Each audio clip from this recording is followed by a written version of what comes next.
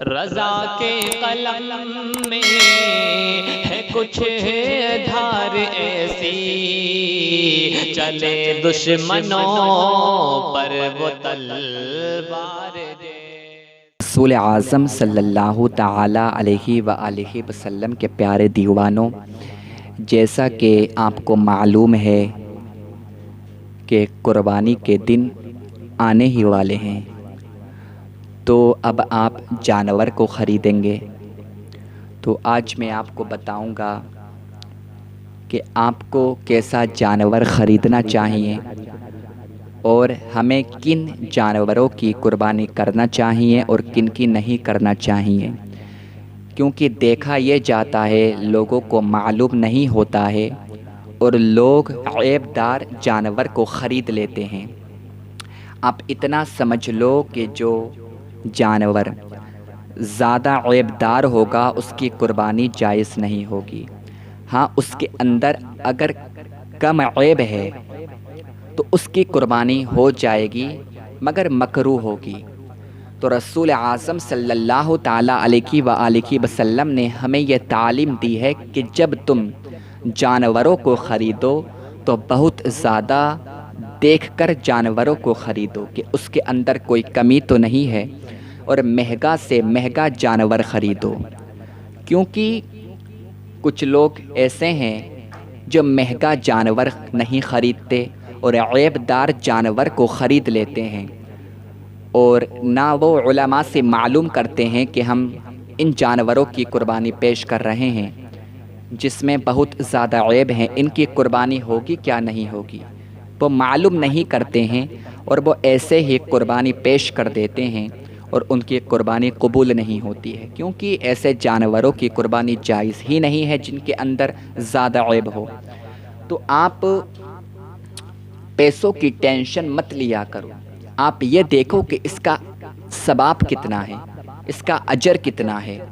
جتنا مہنگا آپ جانور خریدو گے اتنا ہی آپ کو ثواب ملے گا، جتنا اچھا جانور ہوگا۔ جانور فربا موٹا تازی ہونا چاہیے۔ ایک صحابی رسول اللہ کے مقدس نبی صلی اللہ تعالی علیہ وآلہ وسلم کی بارگاہ میں آتے ہیں اور عرض کرتے ہیں، یا رسول اللہ،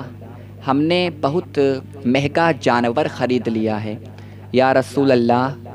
مجھ پر بہت زیادہ گراں گزرا ہے۔ آقا نے ارشاد فرمایا، میرے پیارے صحابی، تم نے جتنا مہنگا جانور خریدا ہے، تم نے اگر اچھا جانور خریدا ہے اور مہنگا جانور خریدا ہے تو اللہ تعالیٰ اس کا اجر تم کو ضرور عطا فرمائے گا اور اس کا ثواب تم کو ضرور عطا فرمائے گا۔ تو جتنا مہنگا جانور ہوگا اتنا ہی آپ کو ثواب ملے گا۔ اگر آپ مالک نصاب ہیں تو آپ مہنگا سے مہنگا جانور خریدیں، کیونکہ ہم جو قربانی پیش کر رہے ہیں کسی دنیا دار کے لیے کوئی کر رہے ہیں، اللہ تعالیٰ کے لیے کر رہے ہیں۔ جتنا مہنگا جانور ہوگا اتنا ہی ہمارا فائدہ ہوگا۔ تو آپ جب جانور کو خریدو تو بہت زیادہ دیکھ کر جانوروں کو خریدو، ان کے اندر عیب نہیں ہونا چاہیے، اور ہو سکے تو کسی امام صاحب کو آپ اپنے ساتھ میں لے کر جائیں، یا اگر کوئی آپ کے رشتہ داروں میں کوئی عالم ہے تو آپ اس عالم کو ساتھ لے کر جائیں، تاکہ جانور کے اندر جو عیب ہیں وہ عالم آپ کو بتا دے کہ ان جانوروں کی قربانی کرنا جائز نہیں ہے اور آپ کو پتہ چل جائے۔ کیونکہ بہت سے ہمارے ایسے بھائی ہیں کہ جو لا علمی کی بنیاد پر، جہالت کی بنیاد پر عیب دار جانوروں کو خرید لیتے ہیں، وہ انہیں کم پیسوں میں مل جاتے ہیں اور وہ پیسے کی وجہ سے مہنگا جانور نہیں خریدتے ہیں، سستا جانور خرید لیتے ہیں، عیب دار جانور خرید لیتے ہیں اور ان کی ہی وہ قربانی کر دیتے ہیں، اور ان کی قربانی نہیں ہوتی، بس وہ اپنا ٹائم برباد کرتے ہیں۔ تو ایسا نہیں کرنا چاہیے، عیب دار جانوروں سے بچنا چاہیے، اور جو عیب دار جانور ہیں ان کو نہیں خریدنا چاہیے۔ تو آپ وہ عیب سنیں کہ جن عیبوں کی وجہ سے قربانی ہوگی ہی نہیں۔ داماد پیغمبر، فاتح خیبر، شیر خدا علی مرتضیٰ، مشکل کشا حیدر کرار، صاحب شمشیر ذوالفقار، حضرت مولا علی رضی اللہ تعالی عنہ بیان فرماتے ہیں کہ غیب دا نبی محمد عربی صلی اللہ تعالی علیہ وآلہ وسلم نے ارشاد فرمایا کہ جو جانور کانا ہے، جس کا کانا پن پوری طرح سے ظاہر ہے، تو اس کی قربانی نہیں ہوگی۔ تو جب آپ جانور کو خریدیں تو سب سے پہلے آپ یہ دیکھیں کہ جانور کانا تو نہیں ہے۔ اگر جانور کانا ہے تو اس کی قربانی نہیں ہوگی۔ کانا یعنی ایک آنکھ سے اندھا، جو جانور ایک آنکھ سے اندھا ہے اس کی قربانی کرنا جائز نہیں ہے۔ اس کے بعد میں سرکار نے ارشاد فرمایا لنگڑا، جس کا لنگڑا پن پوری طرح سے ظاہر ہے، اس کی قربانی بھی کرنا جائز نہیں ہے۔ اس کے اندر اتنا لنگڑا پن ہے کہ وہ قربان گاہ تک نہیں جا سکتا۔ اگر آپ اس کو قربان کرنے کے لیے قربان گاہ تک لے کر جائیں گے تو وہ چل ہی نہیں سکتا، تو ایسے جانور کی بھی قربانی کرنا جائز نہیں ہے۔ سمجھنے کی کوشش کریں، اور اگر آپ اس کو لکھ سکتے ہیں تو آپ لکھ لیں، اور جب آپ جانور کو خریدیں تو بہت زیادہ دیکھ بھال کے جانور کو خریدیں۔ تو جو لنگڑا ہے، جو قربان گاہ تک نہیں جا سکتا، جس کا لنگڑا پن پوری طرح سے ظاہر ہے، تو اس کی بھی قربانی کرنا جائز نہیں ہے۔ اس کے بعد میں بیمار،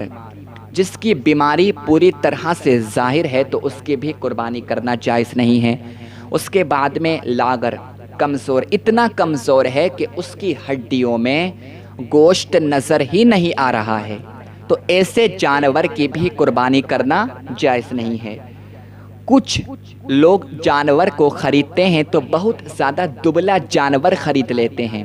جس کے اندر گوشت نظر نہیں آتا ہے، کم پیسوں کا ان کو مل جاتا ہے اور وہ اس جانور کو خرید لیتے ہیں۔ تو آپ سمجھ لیں کہ جو جانور بہت زیادہ لاغر ہے اس کی قربانی کرنا جائز نہیں ہے۔ اب جو جانور اندھا ہے، جس کی دونوں آنکھیں نہیں ہیں، اس کی بھی قربانی کرنا جائز نہیں ہے۔ جس جانور کے سینگ ٹوٹے ہوئے ہیں یا کسی نے کاٹ دیے ہیں جڑ سے، تو اس کی بھی قربانی کرنا جائز نہیں ہے۔ ہاں، اگر کسی جانور کے پیدائشی سینگ نہیں ہیں، اگر کوئی جانور ہے اور اس کے پیدائشی سینگ نہیں ہے، تو آپ ایسے جانور کی قربانی پیش کر سکتے ہیں۔ ایسے جانور کی قربانی پیش کرنے میں کوئی حرج نہیں ہے۔ جس جانور کے پیدائشی کان نہیں ہوں، یا کسی نے کان کاٹ دیے ہوں، یا ایک کان نہ ہو، تو ایسے جانور کی بھی قربانی کرنا جائز نہیں ہے، جس کے پیدائشی کان نہیں ہوں۔ ہاں، اگر اس کے کان چھوٹے ہیں تو آپ اس کی قربانی کر سکتے ہیں، کیونکہ کچھ لوگ یہ کہتے ہیں کہ اگر کسی جانور کے کان چھوٹے ہیں تو ہم اس کی قربانی نہیں کر سکتے۔ ایسا نہیں ہے، جانور کے کان چھوٹے ہونا یہ جانور کا عیب نہیں ہے، یہ عیبوں میں سے نہیں پایا جاتا ہے۔ اس وجہ سے اگر کسی جانور کے کان چھوٹے ہیں تو آپ اس کی قربانی کر سکتے ہیں۔ اسی طرح سے اگر کسی جانور کی ناک کٹی ہوئی ہے، کسی جانور کی زبان ہی نہیں ہے، کسی جانور کی دم کٹی ہوئی ہے، تو ایسے جانوروں کی قربانی بھی کرنا جائز نہیں ہے۔ اب یہاں پر آپ یہ دیکھنا کہ اگر کسی جانور کی دم کٹی ہوئی ہے اور دم 1/3 سے زیادہ کٹی ہوئی ہے تو اس کی قربانی کرنا جائز نہیں ہے۔ ہاں، اگر 1/3 سے کم کٹی ہوئی ہے تو آپ اس کی قربانی کر سکتے ہیں، اس کی قربانی آپ کر سکتے ہیں اگر 1/3 سے کم کٹی ہوئی ہے۔ اسی طرح سے اگر کسی جانور کے دانت نہیں ہے تو اس کی بھی قربانی کرنا جائز نہیں ہے۔ اگر کسی جانور کے تھن کٹے ہوئے ہیں تو ایسے جانور کی بھی قربانی کرنا جائز نہیں ہے۔ اگر کسی جانور کے تھن خشک ہو چکے ہیں تو اس کی بھی قربانی کرنا جائز نہیں ہے۔ ہاں، اتنا آپ سمجھ لیں کہ اگر بکری ہے، بکری کا ایک تھن خشک ہو چکا ہے، تو بکری کا اگر ایک تھن خشک ہے تو بکری کے اندر یہ عیب مانا جائے گا۔ بکری کے اندر اس کو عیب سمجھا جائے گا۔ اس وجہ سے اگر بکری کا ایک تھن بھی خشک ہو چکا ہے تو بکری کی قربانی کرنا جائز نہیں ہے۔ اس کے مقابلے میں اگر آپ نے بیل یا بھینس یا گائے خریدی ہے، اس کا ایک تھن خشک ہو چکا ہے تو آپ اس کی قربانی کر سکتے ہیں، کیونکہ اگر گائے بیل بھینس کے اندر ایک تھن خشک ہے تو ان کے اندر یہ بڑا عیب نہیں ہے، تھوڑا سا عیب ہے، قربانی ہو جائے گی مگر مکروہ ہوگی، تو آپ ان کی قربانی کر سکتے ہیں، قربانی کرنے میں کوئی حرج نہیں ہے۔ تو آپ جب جانور کو خریدیں تو آپ سب سے پہلے یہ ضرور دیکھیں کہ جانوروں کے اندر یہ عیب تو نہیں پائے جا رہے ہیں۔ اگر جانور کے اندر یہ عیب پائے گئے تو ان کی قربانی نہیں ہوگی۔ اس کے بعد میں آپ یہ دیکھیں کہ اگر کسی نے جانور کو خرید لیا ہے، جانور خریدنے کے بعد میں وہ جانور کو اپنے گھر لے کر آ گیا، جب وہ جانور کو اپنے گھر لے کر آیا اس کے بعد میں اگر کوئی جانور کے اندر عیب نظر آ گیا، وہ عیب نظر آ گیا جن عیبوں کو میں نے بیان کیا ہے، جن عیبوں کی وجہ سے قربانی جائز ہی نہیں ہے، جن عیبوں کی وجہ سے قربانی ہوگی ہی نہیں، تو اب کیا کیا جائے گا؟ تو اگر دیکھیں جانور خریدنے والا اگر غنی ہے، مالدار ہے، اگر آپ نے جانور خریدا ہے اور جانور کے اندر عیب نظر آ گیا، اس کے باوجود بھی آپ کے پاس میں ابھی اتنا مال ہے، آپ کے پاس میں اتنا مال ہے کہ وہ نصاب کو پہنچتا ہے، آپ کے پاس میں ابھی اتنا مال ہے کہ وہ نصاب کو پہنچ جاتا ہے، تو آپ کے اوپر یہ واجب ہے کہ آپ دوسرا جانور خریدیں گے۔ ہاں، اگر اس کے مقابلے میں شرعی فقیر ہے، شرعی فقیر نے جانور خریدا ہے، اس کو دوسرا جانور خریدنے کی کوئی ضرورت نہیں ہے، دوسرا جانور خریدنے کی کوئی حاجت نہیں ہے، وہ اسی جانور کی قربانی بلا شبہ کر سکتا ہے، اس کی قربانی اللہ تعالیٰ ضرور قبول فرمائے گا۔ ہاں، اگر غنی ہے تو اس کو دوسرا جانور ضرور خریدنا پڑے گا۔ اس کے بعد میں آپ یہ دیکھیں کہ جس وقت قربانی کی جاتی ہے، اگر اس وقت جانور کے اندر کوئی عیب نظر آ جائے، یعنی آپ جب قربانی کرنے کے لیے جا رہے تھے تو جانور بھاگا،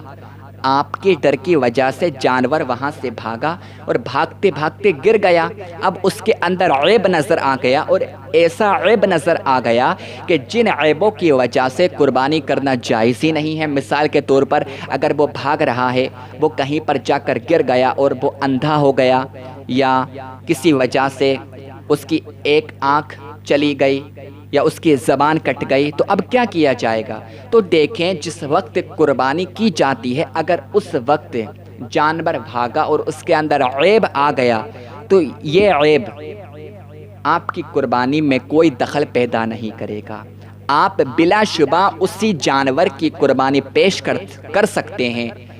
بلا شبہ آپ اسی جانور کو قربان کر سکتے ہیں، آپ کو دوسرا جانور خریدنے کی کوئی ضرورت نہیں ہے، آپ کو دوسرا جانور خریدنے کی کوئی ضرورت نہیں ہے، کیونکہ یہ عیب نہیں ہے، اس وقت اس کو عیب نہیں مانا جائے گا۔ تو آپ جانور کو جب خریدیں تو جو باتیں میں نے آپ کو بتائی ہیں، خدا کے واسطے ان باتوں کا ضرور خیال رکھیں اور اچھا سا اچھا جانور خریدیں، مہنگا سے مہنگا جانور خریدیں۔ یہ قربانی کرنے کی وجہ سے الحمدللہ آپ کو دنیا کے اندر بھی اللہ تعالیٰ برکت عطا فرمائے گا، آپ کو قبر کے اندر بھی اللہ تعالیٰ برکت عطا فرمائے گا، اور آخرت میں بھی اللہ تعالیٰ آپ کو برکت عطا فرمائے گا۔ تو میں اللہ تعالیٰ کی بارگاہ میں دعا کرتا ہوں کہ اللہ تعالیٰ سب کو قربانی کرنے کی توفیق عطا فرمائے اور سب کو خلوص نیت سے قربانی کرنے کی توفیق عطا فرمائے۔ کسی کی گوشت کی نیت نہیں ہونا چاہیے، کیونکہ اگر کوئی گوشت کی نیت سے قربانی کرے گا تو قربانی نہیں ہوگی۔ ہم جب قربانی کریں تو اللہ تعالیٰ کی رضا کے لیے قربانی کریں، اللہ تعالیٰ کے خاطر قربانی کریں، اس کی رضا کے لیے قربانی کریں کہ ہم قربانی کر رہے ہیں اللہ تعالیٰ کو راضی کرنے کے لیے قربانی کر رہے ہیں۔ اگر خلوص نیت سے قربانی کرو گے تو اللہ تعالیٰ آپ کی قربانی کو قبول بھی فرمائے گا، کیونکہ اللہ تعالیٰ کی بارگاہ میں اگر کچھ پہنچتا ہے تو جانور کا گوشت نہیں پہنچتا ہے، آپ کا تقویٰ اور آپ کی نیت پہنچتی ہے۔ اگر آپ تقوی دار ہیں، آپ کی نیت اچھی ہے تو اللہ تعالیٰ اس کا ثواب آپ کو ضرور عطا فرمائے گا، کیونکہ عمل کا دار دار و مدار نیتوں پر ہوتا ہے۔ اگر آپ کی نیت میں خلوص نہیں ہے تو قربانی کرنے کا کوئی فائدہ نہیں ہے۔ تو نیت میں خلوص لے کر آؤ اور خلوص نیت کے ساتھ میں قربانی پیش کرو، اللہ تعالیٰ آپ کی قربانی کو قبول فرمائے گا۔